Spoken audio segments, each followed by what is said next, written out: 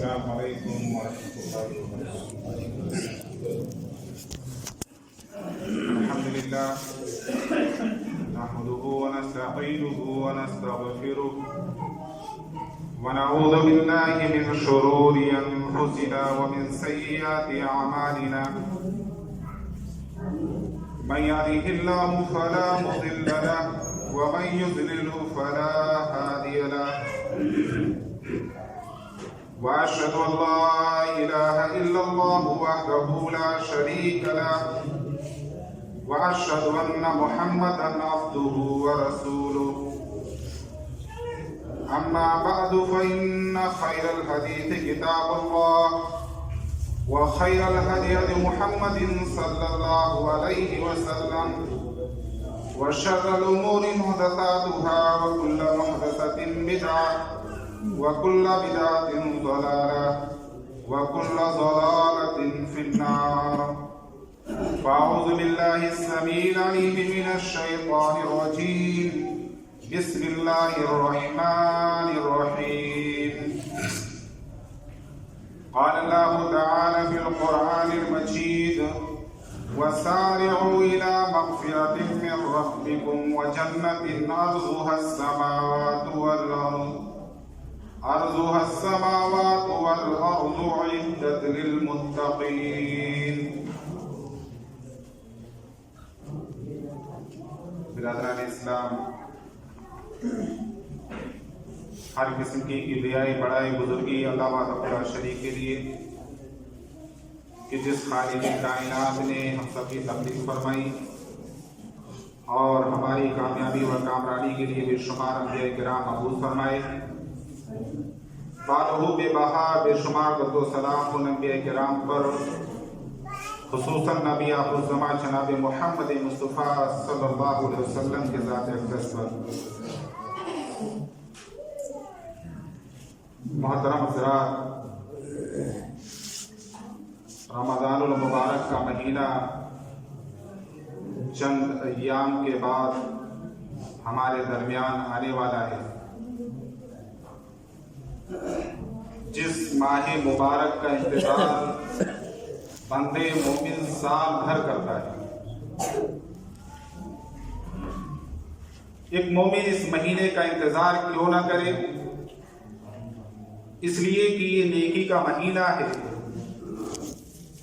یہ مغفرت کا مہینہ ہے، یہ بخشش کا مہینہ ہے، یہ توفیق عبادت کا مہینہ ہے، یہ صدقہ و خیرات کا مہینہ ہے، یہ رضائے الہی پانے کا مہینہ ہے، اور یہ جہنم سے آزادی کا مہینہ ہے، جنت کی بشارت کا مہینہ ہے۔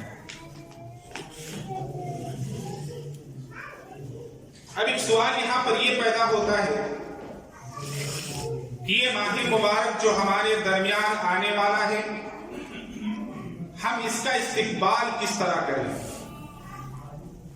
جیسا کہ آپ لوگوں نے میرے موضوع کو سماعت فرمایا کہ رمضان المبارک کا استقبال ہم کیسے کریں، تو سب سے پہلے ہمیں اور آپ کو یہ دیکھنا ہوگا کہ ہم جس ذات پر ایمان لائے ہیں، جناب محمد مصطفیٰ صلی اللہ علیہ وسلم، آپ صلی اللہ علیہ وسلم اس ماہ مبارک کا استقبال کیسے کرتے تھے؟ ظاہر سی بات ہے، یہ رب کا مہمان سال میں ایک مرتبہ ہمارے اور آپ کے درمیان میں آتا ہے۔ میرے بھائیوں، ذرا تصور کریں کہ جب ہمارے گھر میں کسی مہمان کی آمد ہوتی ہے تو ہم کیا کرتے ہیں؟ ہم اس مہمان کی آمد پر اپنے گھروں کو سجاتے ہیں، خود تیار ہوتے ہیں اور آنے والے مہمان کے لیے انواع اقسام کی ڈشیں تیار کرتے ہیں، تاکہ جب یہ مہمان یہاں سے رخصت ہو، ہمارے گھر سے واپس جائے تو خوش ہو کر کے جائے۔ لیکن میرے بھائیوں، ذرا اندازہ کریں، وہ آنے والا مہمان جو آ رہا ہے وہ کوئی عام مہمان نہیں ہے، وہ رب کی طرف سے بھیجا ہوا مہمان ہے، جو یہ مہمان ہمارے اور آپ کے درمیان صرف اور صرف 1 مہینہ رہے گا۔ کیا ہم اس کا استقبال کھانے پینے سے کریں؟ کیا ہم اس کا استقبال گھروں کو سجا کر کے کریں، گھروں کو مزین کر کے کریں، جس طرح دنیا میں ہمارا کوئی مہمان قریبی رشتے دار ہمارے گھر آتا ہے ہم کرتے ہیں؟ نہیں، اس کا استقبال ہمیں اور آپ کو اس طرح نہیں کرنا ہے۔ ہمیں اور آپ کو دیکھنا ہے کہ جب یہ مہمان رب کا بھیجا ہوا یہ مہمان اللہ کے رسول صلی اللہ علیہ وسلم کے پاس آتا تھا، اللہ کے رسول صلی اللہ علیہ وسلم کے متوالوں کو پاس آتا تھا، تو ان کا استقبال کس طرح ہوتا تھا، وہ کس طرح استقبال کرتے تھے۔ آپ نے یہ شعبان کا مہینہ چل رہا ہے، بارہا سنا ہوگا خطیبوں سے کہ آپ صلی اللہ علیہ وسلم اس ماہ مبارک میں کثرت سے روزہ رکھتے تھے، کثرت سے۔ دلیل امی عائشہ رضی اللہ تعالیٰ عنہ فرماتی ہے کہ آپ صلی اللہ علیہ وسلم نفلی روزہ کثرت سے رکھتے تھے، اور یہاں تک کہ ہم آپس میں کہتے ہیں کہ اب آپ روزہ رکھنا نہیں چھوڑیں گے، اور جب آپ چھوڑ دیتے تو ہم یہ کہتے کہ اب آپ لگتا ہے روزہ ہی نہیں رکھیں گے۔ میں نے آپ صلی اللہ علیہ وسلم کو پورے مہینہ سوائے رمضان کے اور کسی مہینے میں روزہ رکھتے ہوئے نہیں پایا، اور جب یہ شعبان کا مہینہ آتا تھا تو آپ صلی اللہ علیہ وسلم ہمارے اور آپ کے نبی کثرت سے روزہ رکھا کرتے تھے، کثرت سے۔ کیوں؟ آنے والا جو مہینہ ہے اس کے روزے فرض ہے، ہم اس کے لیے تیار ہو جائیں۔ ہاں، آج صلی اللہ علیہ وسلم نے اپنی امت کو 15 شعبان کے بعد روزہ رکھنے سے منع فرمایا، فرمایا اذا انتصف شعبان فلا تصوموا، جب نصف شعبان گزر جائے تو تم روزہ نہ رکھا کرو، الا یہ کہ کوئی عادی ہو سوموار اور جمعرات کا روزہ رکھنے کا، یا میں 20 کا روزہ رکھنے کا۔ میری مائیں اور بہنیں بھی تشریف یہاں پر لائی ہیں، کچھ ان کے ساتھ مجبوریاں ہوتی ہیں، جو جن مجبوریوں کی وجہ سے انہوں نے روزہ نہیں رکھ سکی پچھلے رمضان میں، ابھی بھی کچھ ایام باقی ہیں ان روزوں کی وہ قضا کر رہے ہیں۔ امی عائشہ رضی اللہ تعالیٰ عنہ فرماتی ہے میں کسی اور مہینے میں استطاعت نہیں پاتی تھی، جو میرے روزے رمضان کے چھوٹ جاتے تھے ان روزوں کی تکمیل، ان روزوں کو پورا میں کب کرتی تھی، ان روزوں کی قضا میں کب کرتی تھی؟ شعبان کے مہینے میں۔ میرے بھائیوں، سال میں 1 مرتبہ یہ مہینہ ہمارے اور آپ کے درمیان میں آتا ہے، ہم اس مہینے کی عظمت کو پہچانے، ہمیں صیام رمضان کی توفیق کب ملے گی، قیام رمضان کی توفیق کب ملے گی؟ جب ہم اس مہینے کی عظمت کو پہچان لیں گے۔ ہمیں اچھی طرح سے اس کی عظمت کو پہچاننا ہے کہ یہ مہینہ کتنا عظیم ہے، یہ دیگر مہینوں کی طرح نہیں ہے، یہ 11 مہینوں کی طرح نہیں ہے، یہ مہینہ بہت ہی عظیم ہے میرے بھائیوں، جو آنے والا ہے۔ جب ہم اس مہینے کی عظمت کو پہچان لیں گے، اللہ کی قسم ہمارا دل روزوں میں لگے گا، اللہ کی قسم ہمارا دل قیام اللیل میں لگے گا، اللہ کی قسم ہمارا دل تلاوت قرآن میں لگے گا، ہم ہر ایک لمحہ اللہ کے لیے وقف کر دیں گے۔ لیکن کب؟ جب ہم اس مہینے کی عظمت کو پہچانیں گے۔ یہ مہینہ بہت عظیم ہے میرے بھائی، اس مہینے کی عظمت کو جاننا ہے۔ آئیے اپنے نبی سے جانتے ہیں، جب یہ مہینہ آتا تھا آپ صلی اللہ علیہ وسلم صحابہ کرام کے درمیان میں تشریف لاتے اور فرماتے اتاکم رمضان، میرے صحابہ رمضان آ گیا ہے، شہر مبارک، یہ مہینہ کوئی عام مہینہ نہیں ہے، یہ مہینہ برکتوں والا مہینہ ہے، شہر مبارک، فرض اللہ عز و جل علیکم صیامہ، میرے صحابہ ایسا مہینہ ہمارے اور آپ کے درمیان آ چکا ہے کہ اللہ نے اس مہینے کے روزوں کو تمہارے اوپر فرض کیا میرے صحابہ ایسا مہینہ آیا ہے تفتح فیہ ابواب الجنہ کہ جس میں اللہ رب العزت نے جنت کے تمام دروازوں کو کھول دیا ہے وتغلق فیہ ابواب الجحیم اللہ رب العزت نے جہنم کے تمام دروازوں کو بند کر دیا. میرے صحابہ ایسا مہینہ آیا ہے للہ فیہ لیلۃ خیر من الف شہر اس مہینے کی ایک رات ایسی ہے جو رات 1000 مہینوں کی عبادتوں سے بہتر ہے. من حرم خیرها فقد حرم جس کے نصیبے میں اللہ نے محرومی لکھ دی جس کے نصیبے میں اللہ نے محرومی لکھ دی ہے وہی اس رات کی خیر و برکت سے محروم ہو سکتا ہے. میرے صحابہ کیا تمہیں پتا ہے وَيُنَادِي مُنَادٍ مِّنَ السَّمَاءِ آسمان سے ندا دینے والا ندا دیتا ہے آواز دیتا ہے یا صاحب الخیر اقبل یا صاحب الخیر حلم اے خیر کے متلاشی اے نیکیوں کو طلب کرنے والے اے نیکیوں کو چاہنے والے آگے بڑھو وَيَا بَاغِيَ الشَّرِّ اقْصِرْ اے گناہوں کے طلبگار اے وہ بدنصیب انسان کہ جس کی زندگی 11 مہینے رب کی نافرمانی میں گزری ہے ایسا مہینہ آ چکا ہے اب تو گناہوں سے رک جا یا باغی الشر امسک اے گناہوں کے متلاشی اب تو باز آ جا رک جا. اس مہینے کی عظمت کا اندازہ کرنا ہے آئیے ابن ماجہ کی ایک حدیث میں پڑھو آپ اندازہ کریے میرے بھائیوں کی آنے والا مہینہ کتنا عظیم ہے. اس حدیث کے راوی حضرت طلحہ بن عبید اللہ رضی اللہ تعالیٰ عنہ فرماتے ہیں دور دراز سے دو آدمی اللہ کے رسول صلی اللہ علیہ وسلم کی خدمت میں تشریف لاتے ہیں. دونوں نے ایک ساتھ اسلام قبول کیا لیکن ان دونوں میں بہت ہی زیادہ محنتی تھا بہت ہی زیادہ اللہ کی عبادتیں کیا کرتا تھا اور ایک دن آتا ہے اللہ کی راہ میں نکلتا ہے اور لڑتے لڑتے شہید ہو جاتا ہے شہید. اور دوسرا آدمی اس کی شہادت کے 1 سال بعد اس کی وفات ہوتی ہے وہ بھی عام موت گھر میں بستر پر. حضرت طلحہ بن عبید اللہ فرماتے ہیں کہ رات میں خواب میں دیکھتا ہوں کہ مجھے فرشتے پکڑ کر کے لے جاتے ہیں اور جنت کے دروازے پر کھڑا کر دیتے ہیں. جنت کے اندر سے ایک شخص نکلتا ہے اور اس کو پہلے جنت میں لے جاتا ہے جس کی موت عام موت تھی جو اللہ کے راستے میں شہید نہیں ہوا تھا. اس سے پہلے جنت میں جا رہا ہے شہادت پانے والے آدمی سے پہلے جنت میں جا رہا ہے.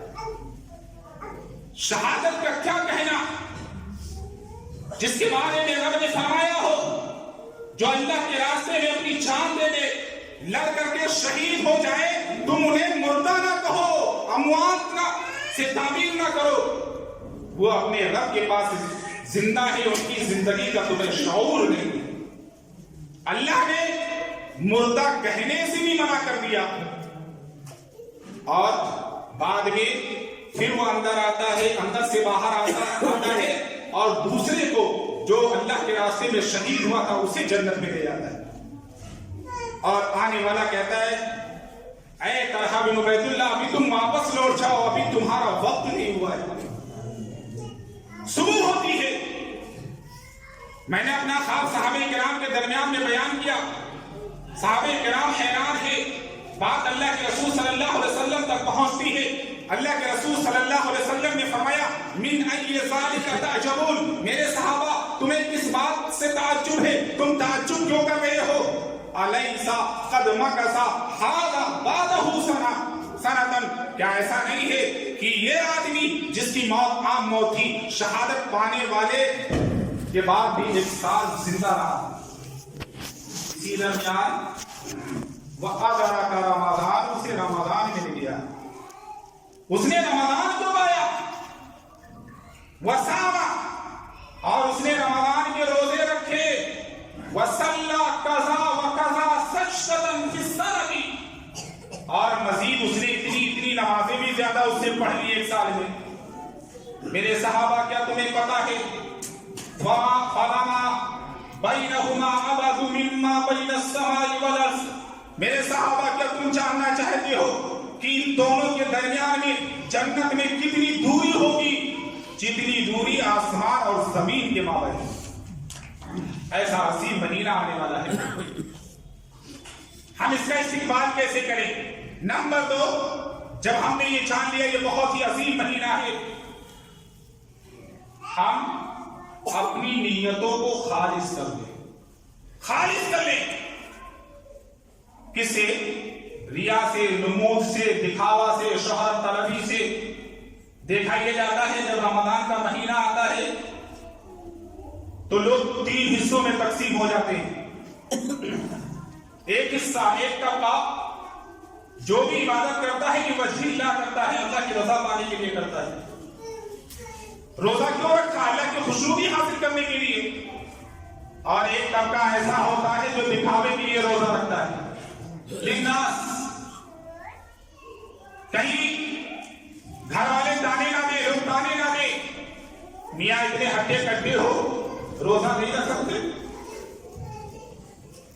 اور ایک طبقہ ایسا ہوتا ہے کہ وہ روزہ ہی نہیں رکھتا. 3 طبقوں میں لوگ منقسم ہو جاتے ہیں، بچ جاتے ہیں. میرے بھائیوں، اپنی نیتوں کو خالص کریں. وَمَا أُمِرُوا إِلَّا لِيَعْبُدُوا اللَّهَ مُخْلِصِينَ لَهُ الدِّينَ حُنَفَاءَ. ہمیں تو اسی بات کا حکم دیا گیا ہے کہ ہم جو بھی عبادت کریں اللہ کے لیے کریں. اور اگر دکھاوے کے لیے ہے، شہرت طلبی کے لیے ہے، سورہ ہود اٹھائیے، اللہ فرماتے ہیں مَنْ كَانَ يُرِيدُ الْحَيَاةَ الدُّنْيَا وَزِينَتَهَا نُوَفِّي إِلَيْهِمْ أَعْمَالَهُمْ فِيهَا وَهُمْ فِيهَا لَا يُبْخَسُونَ. میرے بندو سنو رب کے پیغام کو. رب کا پیغام کہتا، رب کا پیغام دے رہا ہے مَنْ كَانَ يُرِيدُ الْحَيَاةَ الدُّنْيَا، جو دنیا کی زندگی چاہتے ہیں، وزینتها، اور اس کی زینت چاہتے ہیں. زینت سے مراد دکھاوا، شہرت طلبی. اللہ فرماتے ہیں نوفی الیہم اعمالہم فیہا، ہم اس کے اعمال کا پورا بدلہ اسے دنیا ہی میں دے دیتے ہیں. وَهُمْ فِيهَا لَا يُبْخَسُونَ، اور ہم بدلہ دینے میں اسے کوئی کنجوسی بھی نہیں کرتے، پورا بدلہ دے دیا. لیکن جب ایسے لوگ رب کے پاس آئیں گے اپنے اعمال کو لے کر کے، اے میرے نبی میرے ان بندوں سے کہہ دیجئے اولئک الذین لیس لہم فی الآخرۃ الا النار، ان کے رب کے پاس سوائے ان کے لیے جہنم کے علاوہ اور کچھ نہیں ہے. جہنم کے علاوہ اور کچھ نہیں ہے. اور ہم یہ حدیث بارہا سنتے ہیں من صام یرائی فقد اشرک، جس نے دکھاوے کے لیے روزہ رکھا اس نے شرک کیا. ہمیں روزہ کس کے لیے رکھنا ہے؟ اللہ کے لیے رکھنا ہے. سب سے پہلے ہم اپنی نیتوں کو خالص کریں. آقا صلی اللہ علیہ وسلم فرماتے ہیں من صام رمضان ایمانا و احتسابا، رمضان کے روزوں کے لیے 2 چیزیں چاہیے. 2 چیزیں اللہ کو مطلوب ہے، ایک ایمان اور دوسرا احتساب، یعنی ہم اجر و ثواب کی امید کریں.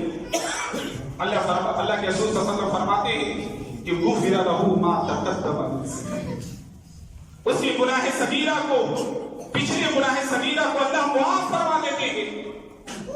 اور تیسرا طبقہ جو ہے بھائی کہ روزہ ہی نہیں رکھتا ہے، اس کے بارے میں بڑی مشہور حدیث ہے حضرت ابو امامہ الباہلی رضی اللہ تعالیٰ عنہ فرماتے ہیں کہ آپ صلی اللہ علیہ وسلم نے فرمایا کہ میں سویا ہوا تھا، 2 فرشتے آتے ہیں مجھے بیدار کرتے ہیں، جاؤ یہ حدیث لے جا کر کے ان لوگوں کو سنانا جو رمضان کے مہینوں میں بھی بھیڑ بکریوں کی طرح رمضان کے دنوں میں اپنے منہ کو چلاتے ہیں. اور یہی ایک مہینہ ایسا بھی ہے جس میں ہمارے بہت سے مرد حضرات بھی پردے میں چلے جاتے ہیں. پردے میں انہیں معلوم ہے گھر میں کھانا نہیں ملے گا، آپ جا کر کے دیکھ لیجیے گا ہوٹلوں پر اس مہینے میں پردہ گر جاتا ہے. یہ بے شرم جاتا ہے اور وہاں بھیڑ بکریوں کی طرح اپنا منہ چلاتا ہے. اس سے بڑھتا ہے، ظاہر سی بات ہے اللہ سے پردہ ہو نہیں سکتا. ہمارا رب تو وہ ہے جو کالے پہاڑ پر کالی رات میں کالی چوٹی کے ریگنے کی آواز کو بھی سنتا ہے اور دیکھتا ہے. ہم انسانوں ہی سے نہ پڑتا ہے. آپ صلی اللہ علیہ وسلم کو فرشتوں نے بیدار کیا اور ایک دشوار گزار پہاڑی پر لے جا کر کے آپ صلی اللہ علیہ وسلم سے کہا چڑھیے. آپ صلی اللہ علیہ وسلم نے کہا میں کیسے چڑھ سکتا ہوں؟ فرشتوں نے کہا ہم آپ کا چڑھنا آپ کے لیے آسان بنا دیں گے. آپ صلی اللہ علیہ وسلم چڑھنے گئے. آپ صلی اللہ علیہ وسلم نے فرمایا میں نے وہاں کچھ چلانے کی آوازیں سنی, کچھ آہو بکا, کچھ رونے کی آواز. میں نے پوچھا یہ کون ہے؟ ان فرشتوں نے کہا یہ جہنمیوں کی آہو بکا ہے, یہ جہنمیوں کی آہو بکا ہے, یہ جہنمیوں کی چلانے کی آوازیں ہیں, رونے کی آوازیں. میرے صحابہ میں آگے اور بڑھتا ہوں, کیا دیکھتا ہوں میری امت کے کچھ لوگ الٹے لٹکائے ہوئے ہیں. کسائیوں کو ہم دیکھتے ہیں نا, جانور ذبح کر کے الٹا لٹکا دیتے ہیں, ایسے الٹے لٹک رہے, ان کی باتیں چھینی جا رہی ہے. میں نے پوچھا یہ کون لوگ؟ کہا یہ وہ لوگ ہیں جو رمضان کے ایام میں دنوں میں کھایا پیا کرتے ہیں, یہ وہ لوگ ہیں. نمبر 3, جس طرح ہم نے اپنی نیتوں کو خالص کر لیا, اپنے دلوں کو بھی صاف کر لیں.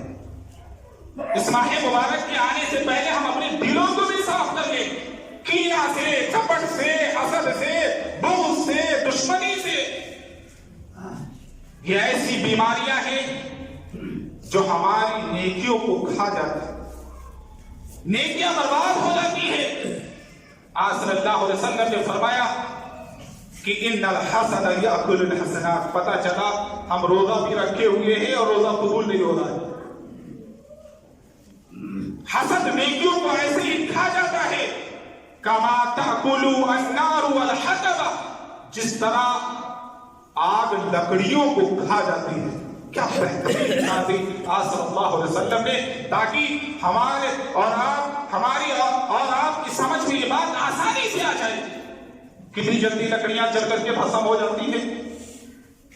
ہم روزہ بھی رکھ رہے ہیں, قبول نہیں. اور میرے بھائیوں, اسی طرح ہم اپنی زبان کا بھی صحیح استعمال کریں, صحیح استعمال.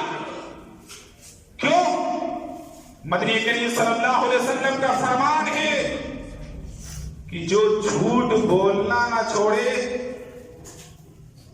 پھر اللہ کو کوئی ضرورت نہیں ہے کہ وہ بھوکا پیاسا رہے, وہ اپنے کھانے پینے کو چھوڑ دے.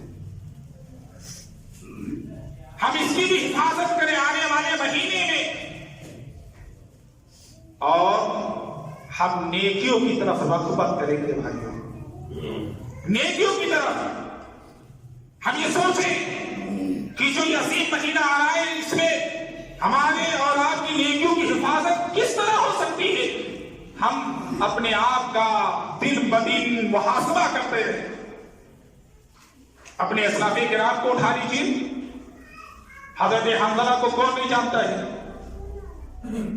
ایک دن گھر سے نکلتے ہیں چلچلاتی ہوئی دھوپ میں, زبان پر کیا ہے, نافقہ حنظلہ, حنظلہ منافق ہو گیا. ملاقات ہوتی ہے یار غار حضرت ابو بکر صدیق سے, کیا بات ہے حنظلہ؟ کہا حنظلہ تم منافق ہو گیا.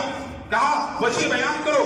کہا وجہ یہ ہے, جب اللہ کے رسول صلی اللہ علیہ وسلم کے پاس ہوتے ہیں, اللہ کے رسول صلی اللہ علیہ وسلم جنت و جہنم کا ذکر کرتے ہیں, ہماری آنکھوں سے آنسو نکلتے ہیں, ہم جہنم سے ڈرتے ہیں, اللہ کا خوف ہمارے دلوں میں پیدا ہوتا ہے. اور جیسے ہی مجلس رسول سے رخصت ہو کر کے بیوی بچوں میں آتے ہیں, سب کچھ بھول گئے. تو میں تو بھائی منافق ہو گیا.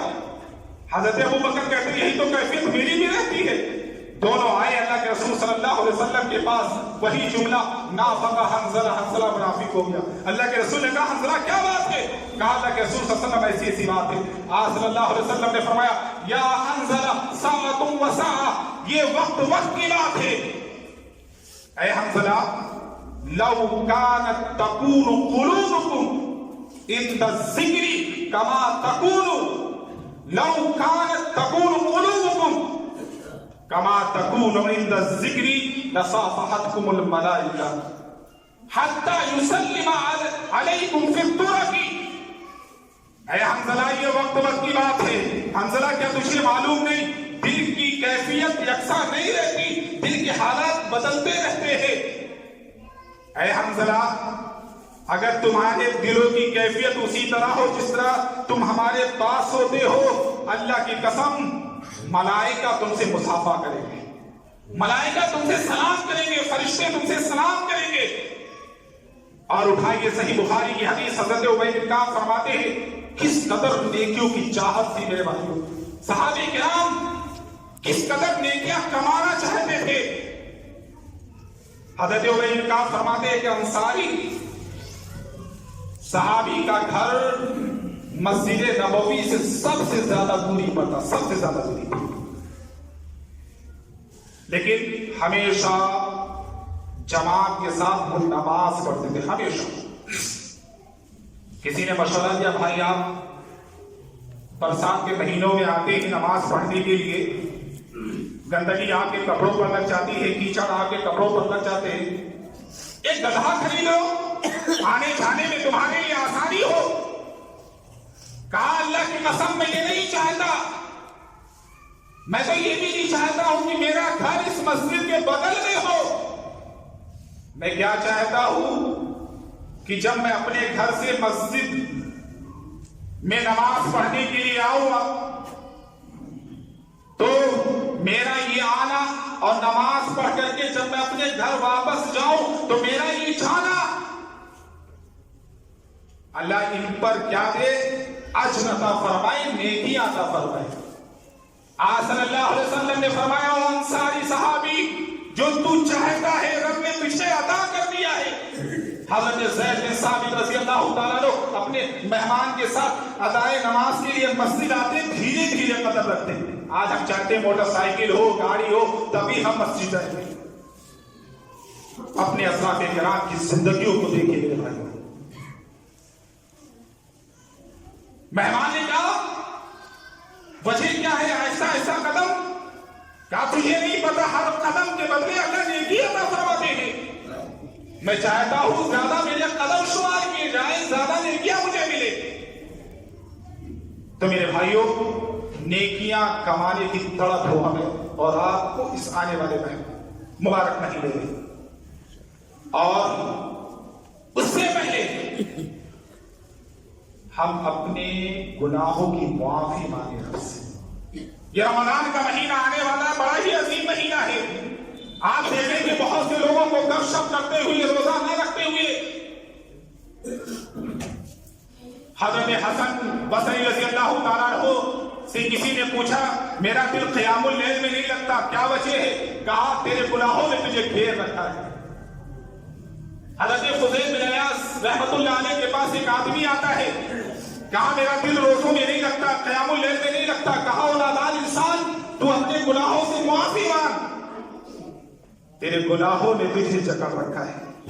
میرے بھائیو یہ آنے والا مہینہ مغفرتوں کا مہینہ ہے، ہم رب سے دعا مانگے، اور اللہ کا تو عام اعلان ہے قل یا عبادی الذین اسرفوا لا تقنطوا من رحمت اللہ ان اللہ یغفر الذنوب جميعا انہ هو الغفور الرحیم۔ جس کا رب غفور ہو، جس کا رب رحیم ہو، ہم اس کے دربار میں آنے سے شرمائیں نہیں، ہم اپنے گناہوں کو رب کے سامنے رکھ کر کے معافی مانگیں۔ اور میرے بھائی ایک آخری بات، وقت میرا شاید باتیں تو بہت سی، ہم اپنی زندگی کا ایک لاہ عمل مرتب کرتے ہیں، لاہ عمل بنائیں، تمام ضروریات زندگی سے ہم فارغ ہو جائیں، اور آنے والے مہینے کے لیے ہم اپنے آپ کو رب کی عبادت کے لیے خالی کر لیں۔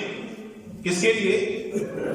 اور دیکھا کیا جاتا ہے جب رمضان کا مہینہ آتا ہے تب بازاروں کے رونق ہم اور آپ اور مائیں اور بہنیں بن جاتی ہیں، یہ نخاس آباد ہو جاتے ہیں، امین آباد آباد ہو جاتے ہیں، جبکہ انہیں پتا ہونا چاہیے آقا صلی اللہ علیہ وسلم نے فرمایا تھا احب البلاد الی اللہ مساجدها، اس روئے زمین پر سب سے محبوب جگہ جو ہے وہ اللہ کے نزدیک اللہ کی مسجدیں ہیں، وَأَبْغَضُ الْبِلَادِ إِلَى اللَّهِ أَسْوَاقُهَا، اور سب سے مرموز جگہ جو ہے وہ بازار۔